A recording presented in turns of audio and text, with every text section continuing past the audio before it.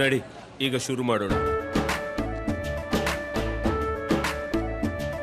ಕೇಸರಿಯಿಂದ ಮನೋಲ್ಲಾಸ ಮನಸ್ಸು ಮತ್ತೇರಿ ಕುಣಿದಾಡಿದೆ ನೋಡು, ಮನಸ್ಸು ಮತ್ತೇರಿ ಕುಣಿದಾಡಿದೆ ನೋಡು. ಕ್ಷಣ ಕ್ಷಣವೂ ಆಚರಿಸಿ ಕೇಸರಿ ಹಬ್ಬ. ವಿಮಲ್ ಬಾಯಲ್ಲಿ ಹೇಳಿ ಕೇಸರಿ. ಓಕೆ, ಈಗ ಬರ್ತಾ ಇರುವಂಥ ಒಂದು ಬ್ರೇಕಿಂಗ್ ನ್ಯೂಸ್. ಭವಾನಿ ರೇವಣ್ಣ ಅವರಿಗೆ ಜಾಮೀನು ಸಿಕ್ಕಿದೆ. ಭವಾನಿ ರೇವಣ್ಣ ಅವರಿಗೆ ಜಾಮೀನು ಸಿಕ್ಕಿದೆ. ಮಧ್ಯಂತರ ಜಾಮೀನು ಸಿಕ್ಕಿದೆ ಭವಾನಿ ರೇವಣ್ಣ ಅವರಿಗೆ. ಭವಾನಿ ರೇವಣ್ಣ ನಾಪತ್ತೆಯಾಗಿರೋ ಭವಾನಿಗೆ ತಾತ್ಕಾಲಿಕ ರಿಲೀಫ್. ಕಿಡ್ನಾಪ್ ಕೇಸ್ನಲ್ಲಿ ಮಧ್ಯಂತರ ಜಾಮೀನು. ಎಲ್ಲಿ ನಾಪತ್ತೆ? ನಮ್ಮ SIT ಅವರು ಪ್ರಯತ್ನ ಪಟ್ಟರೆ ಎಲ್ಲ ಎತ್ತಾಕೊಂಡ್ಬರ್ಬೋದು, ಬಟ್ ಮಾಡಲ್ಲ. ನಮ್ಗೆ ಗೊತ್ತಿದೆ. ತನಿಖೆಗೆ ಸಹಕರಿಸುವಂತೆ ಭವಾನಿಗೆ ಸೂಚನೆ. ಬಹುಶಃ ಮಧ್ಯಂತರ ಜಾಮೀನು ಸಿಕ್ಕಿದೆ. ಜಾಮೀನು ಸಿಕ್ಕ ಕಾರಣಕ್ಕಾಗಿ ಅವರು ಈಗ ಅಖಾಡಕ್ಕಿಳಿಬೋದು. ಭವಾನಿ ಬಂಧನ ಮಾಡದಂತೆ SITಗೆ ಸೂಚನೆ. ನಾಪತ್ತೆಯಾಗಿರೋ ಭವಾನಿಗೆ ತಾತ್ಕಾಲಿಕ ರಿಲೀಫ್. ಅಂದರೆ ಜಾಮೀನು ಅಂತಂದರೆ ಬಂಧನ ಮಾಡಬೇಡಿ ಅಂತ ಸರ್ಕಾರ ಏನು ಕೋರ್ಟ್ ಏನಂಗೆ ಹೇಳಲ್ಲ. ಮಧ್ಯಂತರ ಜಾಮೀನು ನೀಡಿ ತನಿಖೆಗೆ ಸಹಕರಿಸುವಂತೆ ಸೂಚನೆ.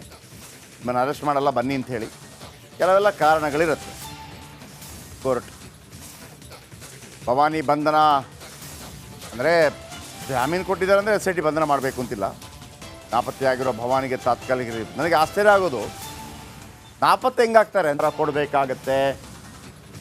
SIT ಅಧಿಕಾರಿಗಳಿಗೆ ಕೋರ್ಟ್ ಕೊಟ್ಟಿರುವಂಥ ಸೂಚನೆ. ನಾಪತ್ತೆಯಾಗಿರೋ ಭವಾನಿಗೆ ತಾತ್ಕಾಲಿಕ ರಿಲೀಫ್.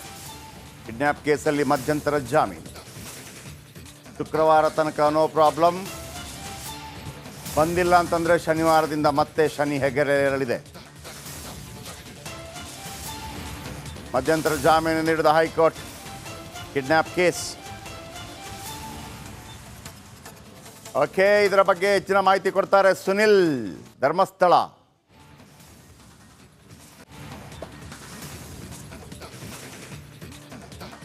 ಓಕೆ ಸುನಿಲ್, ಇದೀಗ ನನಗೆ ಫಸ್ಟ್ಗೆ ಆಶ್ಚರ್ಯ ಆಗೋದು ನಾಪತ್ತೆ ಹೆಂಗಾದ್ರಪ್ಪ ಅಂತೇಳಿ. ಏನದು, ನಮ್ಮ ಪೊಲೀಸರು ಪ್ರಯತ್ನ ಪಟ್ಟರೆ ಕಷ್ಟನಾ? ಓಕೆ, ಬಿಟ್ಟಾಕಿ. ಸಮ್ಟೈಮ್ಸ್ ಓಡೋಗ್ತಾರೆ, ಎಲ್ಲೋ ಎಸ್ಕೇಪ್ ಆಗಿರ್ತಾರೆ. ಈಗ ಮಧ್ಯಂತರ ಜಾಮೀನು ಶುಕ್ರವಾರ ತನಕ. ಅದರೊಳಗೆ ಅವ್ರು ಬರಬೇಕಾ? ಬಂದು SIT ಮುಂದೆ ಹಾಜರಾಗಬೇಕಾ? ಒಂದು ವೇಳೆ ಅಲ್ಲಿ ತನಕ ಬಂದಿಲ್ಲ ಅಂದರೆ ಸಾಟರ್ಡೆಯಿಂದ ಮತ್ತೆ ಎಸ್ಕೇಪಾ? ಏನು ಕತೆ ಇದು? ಎಸ್ ಜಯಪ್ರಕಾಶ್, ಈ ಒಂದು ಪ್ರಕರಣದಲ್ಲಿ ಸದ್ಯಕ್ಕೆ ಭವಾನಿ ರೇವಣ್ಣಗೆ ಇದು ಒಂದು ರೀತಿಯಲ್ಲಿ ಬಿಗ್ ರಿಲೀಫ್ ಅಂತ ಹೇಳ್ಬೋದು. ಯಾಕೆಂತ ಹೇಳಿದರೆ ಈಗಾಗಲೇ 2 ನೋಟಿಸ್ನ ಕೊಟ್ಟಿದ್ರು ಕೂಡ ಭವಾನಿ ರೇವಣ್ಣ ಅವರು ವಿಚಾರಣೆಗೆ ಹಾಜರಾಗಿರಲಿಲ್ಲ. ಈ ಹಿನ್ನೆಲೆಯಲ್ಲಿ ಅವ್ರನ್ನ ಅರೆಸ್ಟ್ ಮಾಡೋದಕ್ಕೆ ಅರೆಸ್ಟ್ ವಾರೆಂಟ್ ಕೂಡ ಜಾರಿಯಾಗಿತ್ತು. ಇದರ ಬೆನ್ನಲ್ಲೇ ಅವರು ಹೈಕೋರ್ಟಿಗೆ ಅಪ್ರೋಚ್ ಆಗಿದ್ದರು.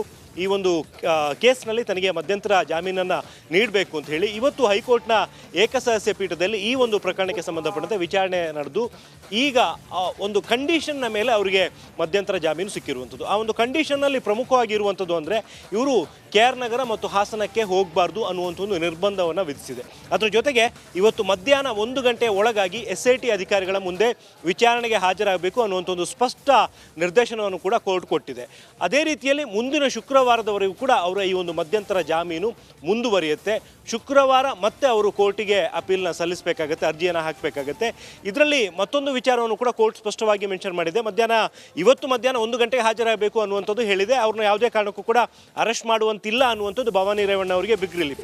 ಜೊತೆಗೆ ಸಂಜೆ 5 ಗಂಟೆವರೆಗೆ ಅವ್ರನ್ನ ವಿಚಾರಣೆಗೊಳಪಡಿಸಿ ವಾಪಸ್ ಕಳಿಸಬೇಕು ಅನ್ನುವಂಥ ಸೂಚನೆಯನ್ನು ಕೂಡ ನೀಡಿದೆ.